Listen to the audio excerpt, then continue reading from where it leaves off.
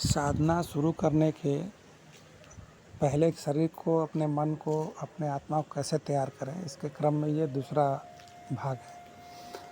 तो शरीर को, मन को और आत्मा को आपको शुद्ध करना पड़ेगा, सीधा बात है। शुद्ध करने का दो अर्थ हो सकता है। एक तो सात्विक करना, यानी कि सात्विकता के बारे में सभी जानते हैं, सच्चाई का आचरण करना, उसको निभाना, दूसरे के साथ भी सच्चाई से, सत्य से पेश आना, कल्याणकारी तरीके से पेश आना।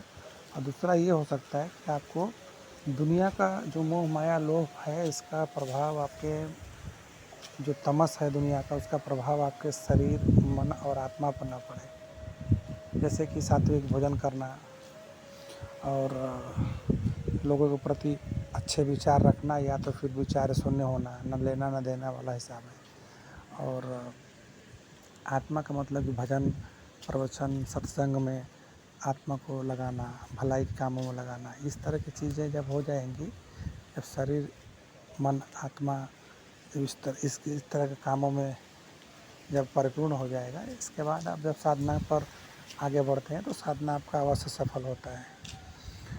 तो इसके बाद शरीर, मन और आत्मा को शुद्ध करने के बाद आप चाहें तो किसी गुरु, किसी ज्ञानी, किसी खोजी व्यक्ति के आप संपर्क में जा कर के आप साधना के विषय में गाइडलाइन ले सकते हैं कि कौन सा मंत्र चुनना है, किस विधि से करना है, क्या पहनना है, कहाँ बैठना है, कौन सा समय मुहूर्त, आप उसको भी समझ सकते हैं चाहें तो। वो भी अच्छी बात है कि दूसरे से ज्ञान लेना कोई बुरी बात नहीं होता है।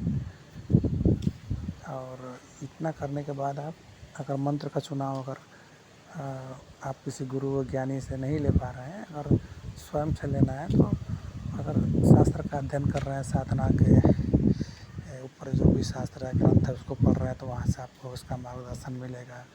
या तो अगर कुछ नहीं कर पा रहे हैं तो आप जो अपना नित्य जो मंत्रों को जो बचपन से हम सुनते आते हैं, उन मंत्रों को लेकर के भी आप शुरुआत कर सकते हैं।